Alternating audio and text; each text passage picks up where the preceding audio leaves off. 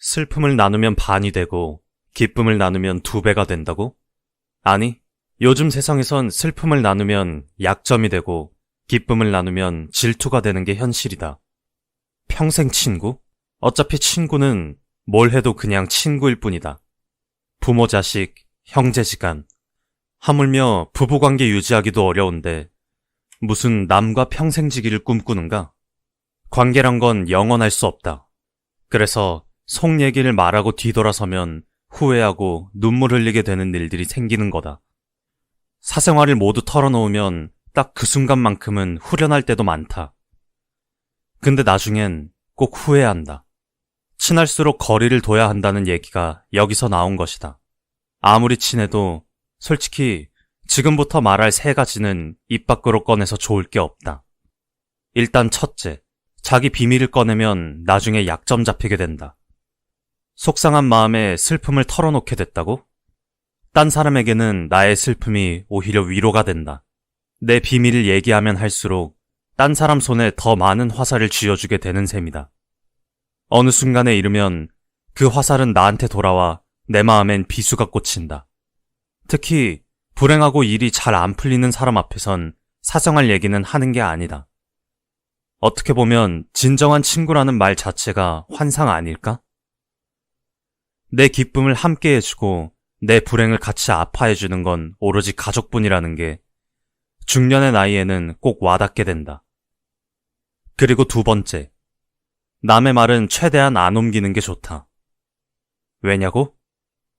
말을 잘 옮기는 사람들은 대부분 본인이 남에게 중요한 정보나 사실 같은 걸 전달한다고 착각하는데 사실 그런 말들은 딴 사람들이 듣기에 불화나 험담, 정치질일 뿐이다.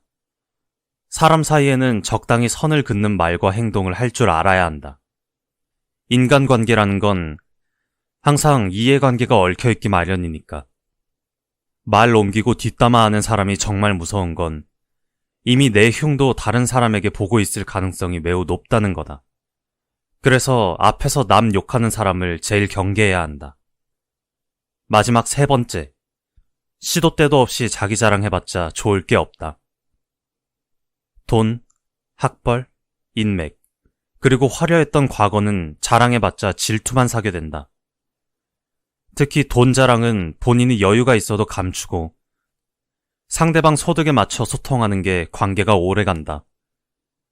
돈 좀 벌면 가족 간에도 티를 안 내는 게 좋다. 달라는 대로 퍼줄 수 없으면 부부 자녀 사이에서조차 있으면서 안 쓴다고 서운하다는 말이 나온다. 자랑하는 것 같다 싶으면 멈출 줄 알아야 관계가 유지된다.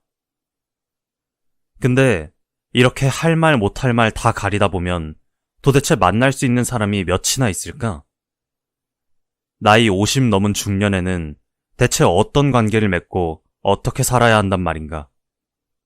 이에 공자는 중년의 인간관계에 대한 이야기를 몇 가지 남겼다. 책 50이 앞으로 어떻게 살 거냐고 물었다에서 공자가 남긴 인간관계 조언을 들어보자. 추워져야 알 수 있는 것. 스마트폰에 수많은 사람의 연락처가 들어있고 카카오톡, 페이스북으로 수많은 사람과 연결되어 있지만 진정한 친구가 누구인지 세어보면 10손가락이 쉽게 넘어가는 이들이 얼마나 있을까? 그저 죽이 잘 맞는 친구와 진짜 친구는 구분하기 쉽지 않은데 이 둘을 구분하려면 어떤 증명이 필요하다. 공자는 이렇게 말했다. 소나무와 잣나무가 늦은 겨울이 되어보아야 알 수 있다. 이는 자신이 잘 나가고 태평할 때는 주변에 어떤 이가 진짜 친구인지 알 수 없다는 말이다. 20대는 아직 인생의 쓴맛을 모르므로 주변에 누가 일찍 시들고 늦게 시드는지 알 수가 없다. 하지만 50대는 차디찬 겨울을 견뎌본 경험이 있다. 변하지 않는 소나무나 잣나무인 줄 알았던 친구에게 뒤통수를 맞아본 경험이 50대라면 한 번쯤 있을 것이다. 50대는 젊음을 뒤로하고 노년을 내다보는 시기여서 인간관계를 새롭게 재편하기 좋은 때다. 이때 친구 사이에 예의가 있어야 한다는 점을 간과해서는 안 된다. 편한 친구일수록 격이 없는 대화를 하며 농담도 자주 하지만 그렇다고 무례한 자세를 취하면 곤란하다. 나이 들어서 친구와 크게 싸우고 다시 보지 않는 사이가 되는 까닭은 친하다는 이유로 친구를 함부로 대하기 때문이다. 공자의 제자인 자유는 임금을 섬길 때 자주 증언하면 엄한 꼴을 당하고 친구와 사귈 때 자주 충고하면 소원해진다라는 말을 남겼다. 그러니 몇 차례 정도는 친구의 선택에 대해 조언할 수 있지만 결국에는 친구의 선택을 존중하고 격려해줄 필요가 있다는 것이다. 공자는 시련이 닥치기 전에는 누가 진정한 친구인지 알 수 없고 남을 위한 충고는 한두 번이면 족하다고 이야기하며 중년의 인간관계에 대해 조언했다. 조금씩 고독해져도 좋다. 늙어가며 겪게 될 고독과 외로움에 대해서 나쁘게만 보지 않았으면 한다. 실제로 아르투어 쇼펜하우어는 이렇게 말했다. 인간은 본래 친구나 애인과 완전히 조화를 이룰 수 없다. 인간관계를 줄이고 단순하게 살아야 행복해질 수 있다. 그럼에도 사람들이 고독을 추구하지 않는 이유에 대해서 쇼펜하우어는 사람들이 고독한 상황을 견뎌내지 못하기 때문이라고 설명한다. 사람들은 수많은 이야기를 나누다가 집에 돌아와 혼자 있으면 밀려오는 외로운 파도를 고독 속에서 느낀다. 우리는 외로움을 느끼면 누군가를 만나려고 하는데 쇼펜하우어는 그런 사교 생활이 오히려 마음의 평정을 해치고 자신을 타인에게 의존하는 사람으로 만든다고 비판했다. 그는 자기 자신에게만 의지할 수 있는 사람, 자기 자신이 전부일 수 있는 사람이 가장 행복하다라고 말했다. 그의 말이 옳다면 우리는 고독을 두려워할 게 아니라 행복의 길로 연결할 줄 아는 사람이 되어야 한다. 그는 고독은 우울한 상황의 조건이 아니라 행복을 발견할 수 있는 조건이라며 단순한 삶을 강조했다. 50대는 몸의 다이어트뿐만 아니라 인간관계의 다이어트가 필요한 시점이다. 스마트폰 연락처를 골똘히 확인하며 앞으로 남은 삶을 함께하고 싶은 친구의 명단을 만들어보자. 아마도 명단에 그렇게 많은 사람이 있지 않을 것이고 대부분이 봐도 그만, 안 봐도 그만인 사람들일 것이다. 분기별로 한 번은 만날 친구들 명단을 정리해보고 1년에 한 번 만날 친구들도 명단으로 정리해 인간관계의 다이어트를 시도해보자. 그리고 은퇴하기 전에 미리 고독에 빠지는 연습을 해보자. 매일 일정 시간을 할애하기가 어렵다면 주말 하루와 주중 저녁 하루 정도. 이렇게 총 이틀 동안 자신만의 고독한 시간에 수행할 비밀스러운 일을 시작해보자. 더 나아가 이 연습으로 나만의 행복의 길을 한번 찾아보자. 자녀와는 거리를 두어야 한다. 뉴스를 보니 코로나 시기에 어떤 대학 교수가 대학생 자녀의 비대면 시험을 대신 봐주었다고 해서 망신을 당했다. 어떤 교사는 자신이 재직 중인 학교에 다니는 자녀에게 몰래 입수한 시험지를 건네준 혐의로 재판을 받았다. 어떤 정치인은 불공정한 과정을 거쳐 자녀를 공기업에 입사시키는 문제를 일으켰다. 이 모든 일은 아마 자녀를 너무 사랑했기 때문에 일어났을 것이다. 다만 해석을 조금 덧붙이자면 아마도 자녀의 주체적 삶보다 자기 자신의 체면을 더 사랑했을 것이다. 자녀가 부모에게 저런 제안을 먼저 했다고는 생각되지 않는다. 이처럼 사랑은 우리를 참으로 여러 가지 일을 하게 만든다. 사랑하면 어떤 일이든 개입하게 된다. 문제는 개입할 영역과 개입해서는 안 될 영역을 구분하지 못한다면 자녀와의 갈등을 피할 수 없다는 것이다. 교육 철학이란 그 영역을 구분하는 것에서 출발해야 한다. 사랑할수록 약간의 거리를 두고 자녀가 스스로 걷도록 독려하자. 그리고 만약 아이가 넘어지면 일어나서 다시 걸을 수 있도록 격려하자. 넘어지는 건 사실 별것 아닌 일이라고. 넘어졌으니 앞으로 더 현명하게 걸어갈 수 있다고. 부모도 네 나이 때 마찬가지로 넘어졌고 다시 일어났다고 말해주자. 그리고 아이에게 분명한 뜻을 전하자. 부모를 신경 쓰지 말고 자신이 가고 싶은 길을 용기 있게 나아가라고. 부모를 위해서가 아니라 자신을 위해 이 세상을 살아가라고. 그렇게 스스로 행복의 길을 찾아갈 때 부모도 더없이 행복해진다고 전하자. 모든 고민은 인간관계에서 나온다. 아들러는 우리의 모든 고민은 인간관계의 고민이라는 견해를 내놓았다. 그의 견해에서 모든에 주목해야 한다. 정말 단 한 가지 예외도 없이 모두 인간관계의 고민일까? 골똘히 생각해보면 건강 문제는 예외다. 주변에 아무도 없어도 혼자 몸이 아프면 무척 외롭다. 어떤 종교를 선택하느냐의 고민도 인간관계와는 무관할 수도 있어 제외된다. 몇 가지 경우를 제외하면 아들러의 관점은 틀리지 않다는 생각이 든다. 차를 몰고 다녀야지 라고 생각하는 사람을 만나지 않는다면 차를 가지고 있는 사람과 자신들을 비교할 필요가 없을 테고 차가 없는 나를 열등하다고 생각할 이유도 없을 것이다. 불행은 대중교통을 타고 다니는 자신의 처지 때문이 아니라 남과의 관계, 남을 의식하는 데서 생긴다.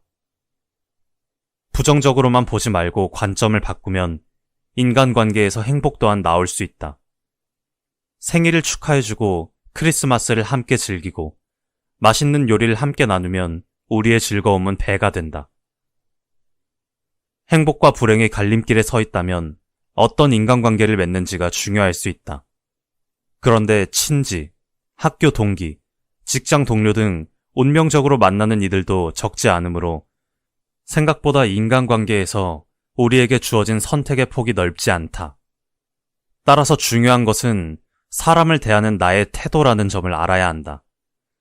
그 태도는 비교를 하느냐 안 하느냐 또는 어떤 자세로 비교하느냐와 관련된다. 불행으로 가는 두 가지 비교. 만약 남과 비교하는 우리의 오랜 습성이 없다면 거의 모든 고민을 단숨에 날릴 수 있다.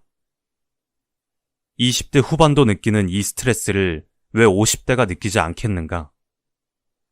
창피하지 않으려면 젊은이들보다는 더 좋은 집에서 살아야 하고, 더 비싼 레스토랑에서 먹어야 하고, 더 좋은 차, 더 좋은 비행기를 타야 하지 않겠는가? 라고 생각하는 사람들이 많다. 나이 50에 아직 다세대에 살아? 월세로 사는 거야? 전세로 사는 거야? 고시원에 살아? 젊을 때 돈 안 모았어?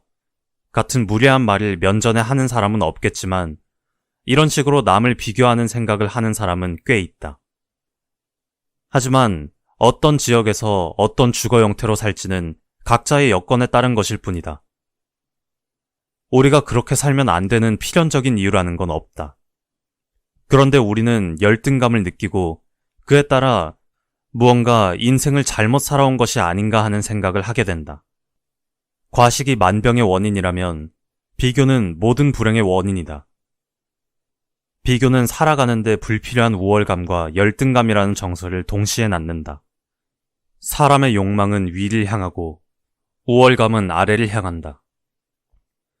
우리는 얼마의 재산을 가지고 있든 욕망과 관련해 아래쪽을 보는 일은 없다. 한편 우월감을 느끼기 위해서는 자신보다 가진 게 없는 아래쪽 사람들이 필요하고 그 수는 많을수록 좋다. 그리고 그들과 자신을 비교하면서 본인이 괜찮은 현실에 처해 있다고 착각한다. 또 다른 비교는 과거의 나와 비교하는 일이다.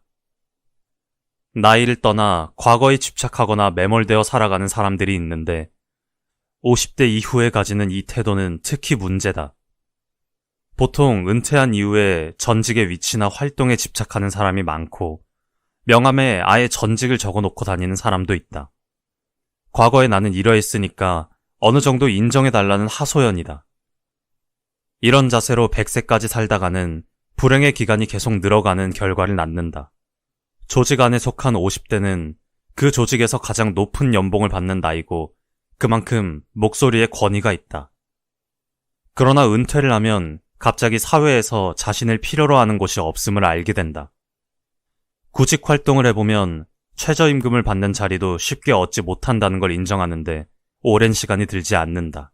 단단한 사람으로 살아간다는 건 이처럼 남과의 비교, 과거와의 비교에서 벗어나 바로 지금을 즐겁게 살아감을 의미한다. 비교라는 습성은 한국 사회에서 보다 두드러지지만 기본적으로 인간의 본성이다. 사람 사이의 관계라는 게 기본적으로 남을 의식하는 일이기 때문이다. 이 본성을 제대로 파악하기 위해 애덤 스미스의 이야기를 잠시 들어보자.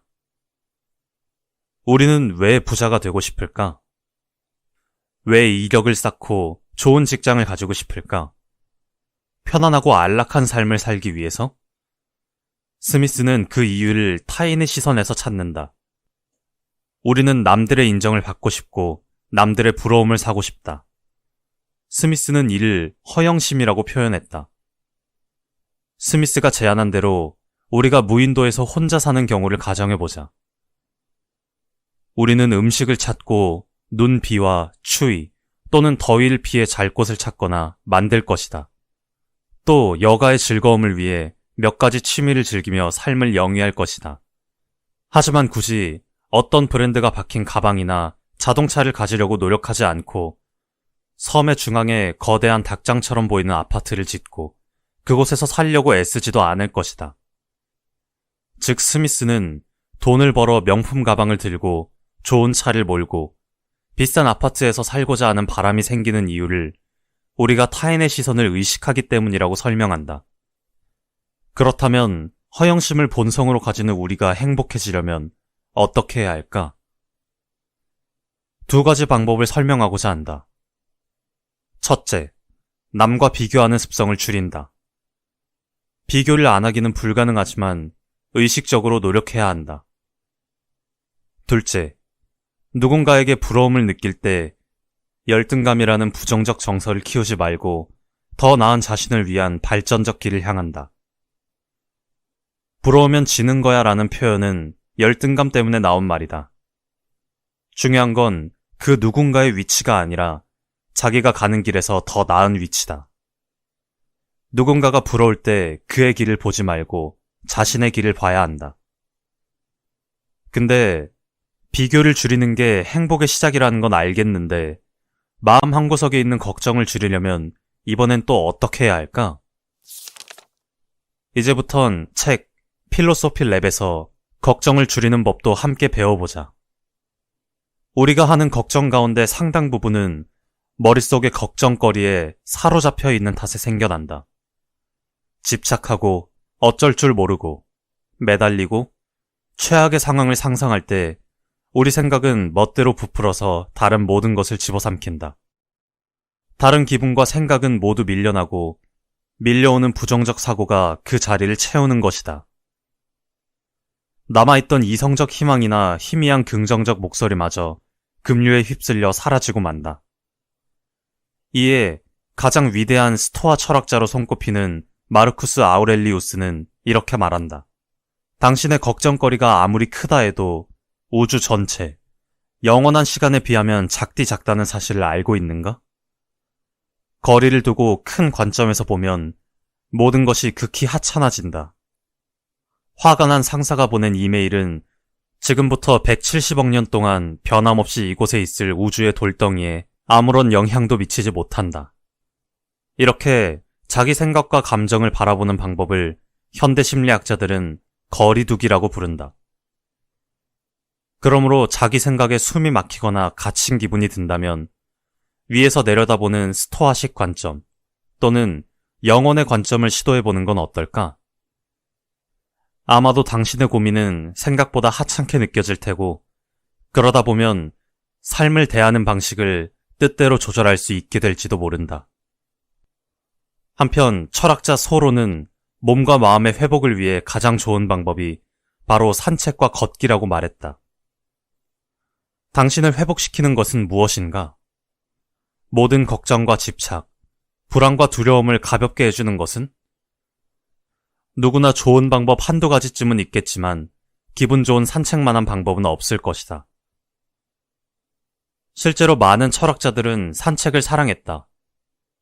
루소는 산책을 나가지 않으면 제대로 생각할 수 없다고 했고 키르케고르는 1시간에 5km씩 걷는 것이 진정한 깨달음을 얻기에 딱 좋은 속도라고 주장했으며 니체는 조금이라도 가치 있는 것은 걸으면서 나온 생각뿐이다라고 말한 적도 있다. 아리스토텔레스와 제자들은 걷기를 너무 좋아한 나머지 느긋하게 걷는다는 뜻의 소요학파로 알려졌다. 좋은 산책에는 섬세하게 다듬어진 마법이 깃들어 있다. 산책은 마음을 끌어당기는 푸른 초목과 하늘, 상쾌한 바람의 세계에 깊이 빠져들기 위해 자기 삶을 내려놓는 행위다. 삶이 답답하고 생각이 꽉 막힌 기분일 때는 산책을 나가는 건 어떨까? 지금까지의 글은 책 50이 앞으로 어떻게 살 거냐고 물었다와 필로소피 랩에서 가져왔다. 관계란 건 정답이 없는 문제이기에 더 어렵게 느껴진다. 사람이 참 간사한 건 물질이든 마음이든 계속 주다 보면 받는 사람은 그걸 당연하게 생각한다. 그래서 주는 사람 입장에선 서운한 게 하나 둘 쌓이고 결국엔 관계가 틀어지기까지 한다. 정말 맞지 않는 관계는 끊고 그저 그런 사람들과는 어찌됐건 적당하게 거리를 유지하는 게 좋다는 생각이 든다. 부모든 배우자든 자식이든 너무 목매고 얼매이는 건 어쨌든 서로에게 좋지 않은 것 같다. 나는 이 두 권의 책을 통해 개인적으로는 지금 내 인간관계에 대해 한 번 더 생각해보는 시간을 가졌고 앞으로 더 지혜롭게 사는 방법을 배울 수 있었다. 인간관계가 부질없다는 생각이 들어 고민이 많은 분들께는 오늘 들려드린 책 50이 앞으로 어떻게 살 거냐고 물었다와 필로소피 랩을 권하고 싶다. 슬픔을 나누면 반이 되고 기쁨을 나누면 2배가 된다고? 아니, 요즘 세상에선 슬픔을 나누면 약점이 되고 기쁨을 나누면 질투가 되는 게 현실이다. 평생 친구? 어차피 친구는 뭘 해도 그냥 친구일 뿐이다. 부모 자식, 형제지간, 하물며 부부관계 유지하기도 어려운데 무슨 남과 평생 지기를 꿈꾸는가? 관계란 건 영원할 수 없다. 그래서 속 얘기를 말하고 뒤돌아서면 후회하고 눈물 흘리게 되는 일들이 생기는 거다. 사생활을 모두 털어놓으면 딱 그 순간만큼은 후련할 때도 많다. 근데 나중엔 꼭 후회한다. 친할수록 거리를 둬야 한다는 얘기가 여기서 나온 것이다. 아무리 친해도 솔직히 지금부터 말할 3가지는 입 밖으로 꺼내서 좋을 게 없다. 일단 첫째, 자기 비밀을 꺼내면 나중에 약점 잡히게 된다. 속상한 마음에 슬픔을 털어놓게 됐다고? 딴 사람에게는 나의 슬픔이 오히려 위로가 된다. 내 비밀을 얘기하면 할수록 딴 사람 손에 더 많은 화살을 쥐어주게 되는 셈이다. 어느 순간에 이르면 그 화살은 나한테 돌아와 내 마음엔 비수가 꽂힌다. 특히 불행하고 일이 잘 안 풀리는 사람 앞에선 사정할 얘기는 하는 게 아니다. 어떻게 보면 진정한 친구라는 말 자체가 환상 아닐까? 내 기쁨을 함께 해주고 내 불행을 같이 아파해주는 건 오로지 가족뿐이라는 게 중년의 나이에는 꼭 와닿게 된다. 그리고 2번째, 남의 말은 최대한 안 옮기는 게 좋다. 왜냐고? 말을 잘 옮기는 사람들은 대부분 본인이 남에게 중요한 정보나 사실 같은 걸 전달한다고 착각하는데 사실 그런 말들은 딴 사람들이 듣기에 불화나 험담, 정치질일 뿐이다. 사람 사이에는 적당히 선을 긋는 말과 행동을 할 줄 알아야 한다. 인간관계라는 건 항상 이해관계가 얽혀있기 마련이니까. 말 옮기고 뒷담화하는 사람이 정말 무서운 건 이미 내 흉도 다른 사람에게 보고 있을 가능성이 매우 높다는 거다. 그래서 앞에서 남 욕하는 사람을 제일 경계해야 한다. 마지막 3번째, 시도 때도 없이 자기 자랑해봤자 좋을 게 없다. 돈, 학벌, 인맥, 그리고 화려했던 과거는 자랑해봤자 질투만 사게 된다. 특히 돈 자랑은 본인이 여유가 있어도 감추고 상대방 소득에 맞춰 소통하는 게 관계가 오래 간다. 돈 좀 벌면 가족 간에도 티를 안 내는 게 좋다.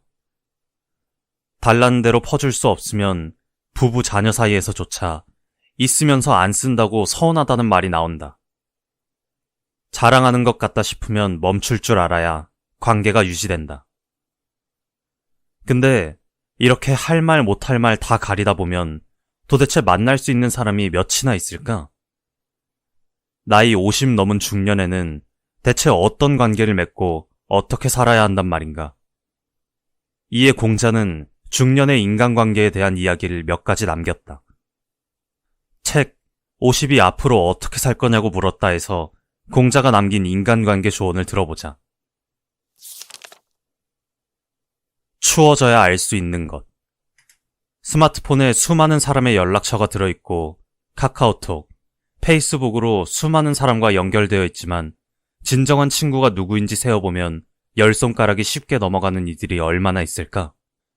그저 죽이 잘 맞는 친구와 진짜 친구는 구분하기 쉽지 않은데 이 둘을 구분하려면 어떤 증명이 필요하다. 공자는 이렇게 말했다. 소나무와 잣나무가 늦은 겨울이 되어보아야 알 수 있다. 이는 자신이 잘 나가고 태평할 때는 주변에 어떤 이가 진짜 친구인지 알 수 없다는 말이다. 20대는 아직 인생의 쓴맛을 모르므로 주변에 누가 일찍 시들고 늦게 시드는지 알 수가 없다. 하지만 50대는 차디찬 겨울을 견뎌본 경험이 있다. 변하지 않는 소나무나 잣나무인 줄 알았던 친구에게 뒤통수를 맞아본 경험이 50대라면 한 번쯤 있을 것이다. 50대는 젊음을 뒤로하고 노년을 내다보는 시기여서 인간관계를 새롭게 재편하기 좋은 때다. 이때 친구 사이에 예의가 있어야 한다는 점을 간과해서는 안 된다. 편한 친구일수록 격이 없는 대화를 하며 농담도 자주 하지만 그렇다고 무례한 자세를 취하면 곤란하다. 나이 들어서 친구와 크게 싸우고 다시 보지 않는 사이가 되는 까닭은 친하다는 이유로 친구를 함부로 대하기 때문이다. 공자의 제자인 자유는 임금을 섬길 때 자주 증언하면 엄한 꼴을 당하고 친구와 사귈 때 자주 충고하면 소원해진다라는 말을 남겼다. 그러니 몇 차례 정도는 친구의 선택에 대해 조언할 수 있지만 결국에는 친구의 선택을 존중하고 격려해줄 필요가 있다는 것이다. 공자는 시련이 닥치기 전에는 누가 진정한 친구인지 알 수 없고 남을 위한 충고는 한두 번이면 족하다고 이야기하며 중년의 인간관계에 대해 조언했다. 조금씩 고독해져도 좋다. 늙어가며 겪게 될 고독과 외로움에 대해서 나쁘게만 보지 않았으면 한다. 실제로 아르투어 쇼펜하우어는 이렇게 말했다. 인간은 본래 친구나 애인과 완전히 조화를 이룰 수 없다. 인간관계를 줄이고 단순하게 살아야 행복해질 수 있다. 그럼에도 사람들이 고독을 추구하지 않는 이유에 대해서 쇼펜하우어는 사람들이 고독한 상황을 견뎌내지 못하기 때문이라고 설명한다. 사람들은 수많은 이야기를 나누다가 집에 돌아와 혼자 있으면 밀려오는 외로운 파도를 고독 속에서 느낀다. 우리는 외로움을 느끼면 누군가를 만나려고 하는데 쇼펜하우어는 그런 사교 생활이 오히려 마음의 평정을 해치고 자신을 타인에게 의존하는 사람으로 만든다고 비판했다. 그는 자기 자신에게만 의지할 수 있는 사람, 자기 자신이 전부일 수 있는 사람이 가장 행복하다라고 말했다. 그의 말이 옳다면 우리는 고독을 두려워할 게 아니라 행복의 길로 연결할 줄 아는 사람이 되어야 한다. 그는 고독은 우울한 상황의 조건이 아니라 행복을 발견할 수 있는 조건이라며 단순한 삶을 강조했다. 50대는 몸의 다이어트뿐만 아니라 인간관계의 다이어트가 필요한 시점이다. 스마트폰 연락처를 골똘히 확인하며 앞으로 남은 삶을 함께하고 싶은 친구의 명단을 만들어보자. 아마도 명단에 그렇게 많은 사람이 있지 않을 것이고 대부분이 봐도 그만, 안 봐도 그만인 사람들일 것이다. 분기별로 한 번은 만날 친구들 명단을 정리해보고 1년에 한 번 만날 친구들도 명단으로 정리해 인간관계의 다이어트를 시도해보자. 그리고 은퇴하기 전에 미리 고독에 빠지는 연습을 해보자. 매일 일정 시간을 할애하기가 어렵다면 주말 하루와 주중 저녁 하루 정도. 이렇게 총 이틀 동안 자신만의 고독한 시간에 수행할 비밀스러운 일을 시작해보자. 더 나아가 이 연습으로 나만의 행복의 길을 한번 찾아보자. 자녀와는 거리를 두어야 한다. 뉴스를 보니 코로나 시기에 어떤 대학 교수가 대학생 자녀의 비대면 시험을 대신 봐주었다고 해서 망신을 당했다. 어떤 교사는 자신이 재직 중인 학교에 다니는 자녀에게 몰래 입수한 시험지를 건네준 혐의로 재판을 받았다. 어떤 정치인은 불공정한 과정을 거쳐 자녀를 공기업에 입사시키는 문제를 일으켰다. 이 모든 일은 아마 자녀를 너무 사랑했기 때문에 일어났을 것이다. 다만 해석을 조금 덧붙이자면 아마도 자녀의 주체적 삶보다 자기 자신의 체면을 더 사랑했을 것이다. 자녀가 부모에게 저런 제안을 먼저 했다고는 생각되지 않는다. 이처럼 사랑은 우리를 참으로 여러 가지 일을 하게 만든다. 사랑하면 어떤 일이든 개입하게 된다. 문제는 개입할 영역과 개입해서는 안 될 영역을 구분하지 못한다면 자녀와의 갈등을 피할 수 없다는 것이다. 교육 철학이란 그 영역을 구분하는 것에서 출발해야 한다. 사랑할수록 약간의 거리를 두고 자녀가 스스로 걷도록 독려하자. 그리고 만약 아이가 넘어지면 일어나서 다시 걸을 수 있도록 격려하자. 넘어지는 건 사실 별것 아닌 일이라고. 넘어졌으니 앞으로 더 현명하게 걸어갈 수 있다고. 부모도 네 나이 때 마찬가지로 넘어졌고 다시 일어났다고 말해주자. 그리고 아이에게 분명한 뜻을 전하자. 부모를 신경 쓰지 말고 자신이 가고 싶은 길을 용기 있게 나아가라고. 부모를 위해서가 아니라 자신을 위해 이 세상을 살아가라고. 그렇게 스스로 행복의 길을 찾아갈 때 부모도 더없이 행복해진다고 전하자. 모든 고민은 인간관계에서 나온다. 아들러는 우리의 모든 고민은 인간관계의 고민이라는 견해를 내놓았다. 그의 견해에서 모든에 주목해야 한다. 정말 단 한 가지 예외도 없이 모두 인간관계의 고민일까? 골똘히 생각해보면 건강 문제는 예외다. 주변에 아무도 없어도 혼자 몸이 아프면 무척 외롭다. 어떤 종교를 선택하느냐의 고민도 인간관계와는 무관할 수도 있어 제외된다. 몇 가지 경우를 제외하면 아들러의 관점은 틀리지 않다는 생각이 든다.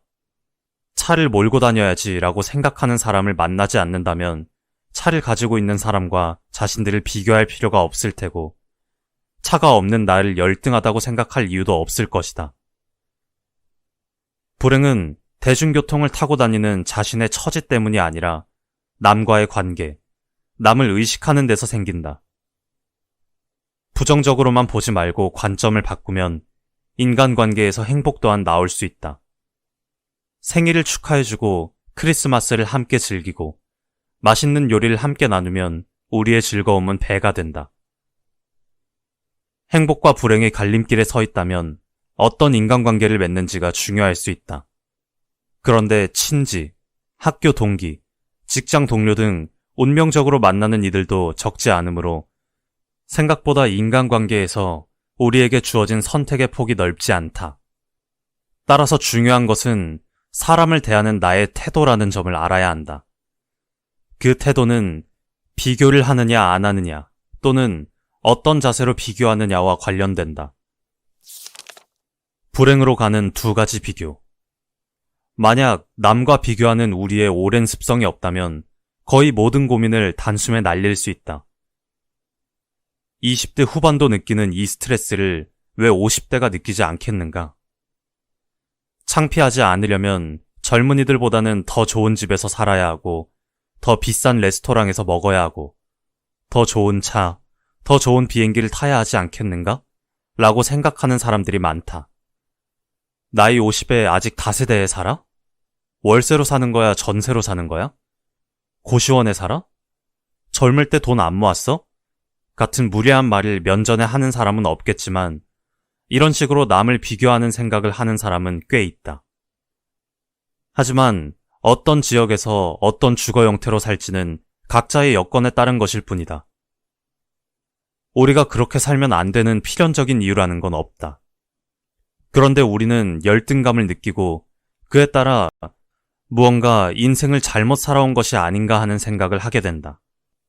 과식이 만병의 원인이라면 비교는 모든 불행의 원인이다. 비교는 살아가는데 불필요한 우월감과 열등감이라는 정서를 동시에 낳는다. 사람의 욕망은 위를 향하고 우월감은 아래를 향한다. 우리는 얼마의 재산을 가지고 있든 욕망과 관련해 아래쪽을 보는 일은 없다. 한편 우월감을 느끼기 위해서는 자신보다 가진 게 없는 아래쪽 사람들이 필요하고 그 수는 많을수록 좋다. 그리고 그들과 자신을 비교하면서 본인이 괜찮은 현실에 처해 있다고 착각한다. 또 다른 비교는 과거의 나와 비교하는 일이다. 나이를 떠나 과거에 집착하거나 매몰되어 살아가는 사람들이 있는데 50대 이후에 가지는 이 태도는 특히 문제다. 보통 은퇴한 이후에 전직의 위치나 활동에 집착하는 사람이 많고 명함에 아예 전직을 적어놓고 다니는 사람도 있다. 과거에 나는 이러했으니까 어느 정도 인정해달라는 하소연이다. 이런 자세로 100세까지 살다가는 불행의 기간이 계속 늘어가는 결과를 낳는다. 조직 안에 속한 50대는 그 조직에서 가장 높은 연봉을 받는 나이고 그만큼 목소리에 권위가 있다. 그러나 은퇴를 하면 갑자기 사회에서 자신을 필요로 하는 곳이 없음을 알게 된다. 구직 활동을 해보면 최저임금을 받는 자리도 쉽게 얻지 못한다는 걸 인정하는데 오랜 시간이 들지 않는다. 단단한 사람으로 살아간다는 건 이처럼 남과의 비교, 과거와의 비교에서 벗어나 바로 지금을 즐겁게 살아감을 의미한다. 비교라는 습성은 한국 사회에서 보다 두드러지지만 기본적으로 인간의 본성이다. 사람 사이의 관계라는 게 기본적으로 남을 의식하는 일이기 때문이다. 이 본성을 제대로 파악하기 위해 애덤 스미스의 이야기를 잠시 들어보자. 우리는 왜 부자가 되고 싶을까? 왜 이력을 쌓고 좋은 직장을 가지고 싶을까? 편안하고 안락한 삶을 살기 위해서? 스미스는 그 이유를 타인의 시선에서 찾는다. 우리는 남들의 인정을 받고 싶고 남들의 부러움을 사고 싶다. 스미스는 이를 허영심이라고 표현했다. 스미스가 제안한 대로 우리가 무인도에서 혼자 사는 경우를 가정해보자. 우리는 음식을 찾고 눈, 비와 추위 또는 더위를 피해 잘 곳을 찾거나 만들 것이다. 또 여가의 즐거움을 위해 몇 가지 취미를 즐기며 삶을 영위할 것이다. 하지만 굳이 어떤 브랜드가 박힌 가방이나 자동차를 가지려고 노력하지 않고 섬의 중앙에 거대한 닭장처럼 보이는 아파트를 짓고 그곳에서 살려고 애쓰지도 않을 것이다. 즉 스미스는 돈을 벌어 명품 가방을 들고 좋은 차를 몰고 비싼 아파트에서 살고자 하는 바람이 생기는 이유를 우리가 타인의 시선을 의식하기 때문이라고 설명한다. 그렇다면 허영심을 본성으로 가지는 우리가 행복해지려면 어떻게 해야 할까?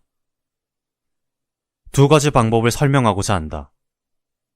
첫째, 남과 비교하는 습성을 줄인다. 비교를 안 하기는 불가능하지만 의식적으로 노력해야 한다.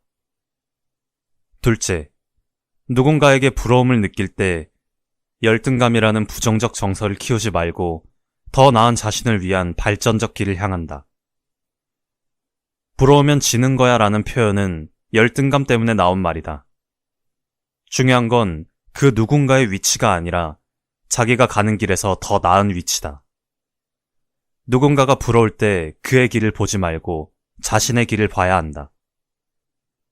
근데 비교를 줄이는 게 행복의 시작이라는 건 알겠는데 마음 한구석에 있는 걱정을 줄이려면 이번엔 또 어떻게 해야 할까? 이제부턴 책 필로소피 랩에서 걱정을 줄이는 법도 함께 배워보자. 우리가 하는 걱정 가운데 상당 부분은 머릿속의 걱정거리에 사로잡혀 있는 탓에 생겨난다. 집착하고 어쩔 줄 모르고 매달리고 최악의 상황을 상상할 때 우리 생각은 멋대로 부풀어서 다른 모든 것을 집어삼킨다. 다른 기분과 생각은 모두 밀려나고 밀려오는 부정적 사고가 그 자리를 채우는 것이다. 남아있던 이성적 희망이나 희미한 긍정적 목소리마저 급류에 휩쓸려 사라지고 만다. 이에 가장 위대한 스토아 철학자로 손꼽히는 마르쿠스 아우렐리우스는 이렇게 말한다. 당신의 걱정거리가 아무리 크다 해도 우주 전체, 영원한 시간에 비하면 작다는 사실을 알고 있는가? 거리를 두고 큰 관점에서 보면 모든 것이 극히 하찮아진다. 화가 난 상사가 보낸 이메일은 지금부터 170억 년 동안 변함없이 이곳에 있을 우주의 돌덩이에 아무런 영향도 미치지 못한다. 이렇게 자기 생각과 감정을 바라보는 방법을 현대 심리학자들은 거리두기라고 부른다. 그러므로 자기 생각에 숨이 막히거나 갇힌 기분이 든다면 위에서 내려다보는 스토아식 관점 또는 영혼의 관점을 시도해보는 건 어떨까? 아마도 당신의 고민은 생각보다 하찮게 느껴질 테고 그러다 보면 삶을 대하는 방식을 뜻대로 조절할 수 있게 될지도 모른다. 한편 철학자 소로는 몸과 마음의 회복을 위해 가장 좋은 방법이 바로 산책과 걷기라고 말했다. 당신을 회복시키는 것은 무엇인가? 모든 걱정과 집착, 불안과 두려움을 가볍게 해주는 것은? 누구나 좋은 방법 한두 가지쯤은 있겠지만 기분 좋은 산책만한 방법은 없을 것이다. 실제로 많은 철학자들은 산책을 사랑했다. 루소는 산책을 나가지 않으면 제대로 생각할 수 없다고 했고, 키르케고르는 1시간에 5km씩 걷는 것이 진정한 깨달음을 얻기에 딱 좋은 속도라고 주장했으며, 니체는 조금이라도 가치 있는 것은 걸으면서 나온 생각뿐이다라고 말한 적도 있다. 아리스토텔레스와 제자들은 걷기를 너무 좋아한 나머지 느긋하게 걷는다는 뜻의 소요학파로 알려졌다. 좋은 산책에는 섬세하게 다듬어진 마법이 깃들어 있다. 산책은 마음을 끌어당기는 푸른 초목과 하늘, 상쾌한 바람의 세계에 깊이 빠져들기 위해 자기 삶을 내려놓는 행위다. 삶이 답답하고 생각이 꽉 막힌 기분일 때는 산책을 나가는 건 어떨까? 지금까지의 글은 책 50이 앞으로 어떻게 살 거냐고 물었다와 필로소피 랩에서 가져왔다. 관계란 건 정답이 없는 문제이기에 더 어렵게 느껴진다. 사람이 참 간사한 건 물질이든 마음이든 계속 주다 보면 받는 사람은 그걸 당연하게 생각한다. 그래서 주는 사람 입장에선 서운한 게 하나 둘 쌓이고 결국엔 관계가 틀어지기까지 한다. 정말 맞지 않는 관계는 끊고 그저 그런 사람들과는 어찌됐건 적당하게 거리를 유지하는 게 좋다는 생각이 든다. 부모든 배우자든 자식이든 너무 목매고 얼맹이는 건 어쨌든 서로에게 좋지 않은 것 같다. 나는 이 두 권의 책을 통해 개인적으로는 지금 내 인간관계에 대해 한 번 더 생각해보는 시간을 가졌고 앞으로 더 지혜롭게 사는 방법을 배울 수 있었다. 인간관계가 부질없다는 생각이 들어 고민이 많은 분들께는 오늘 들려드린 책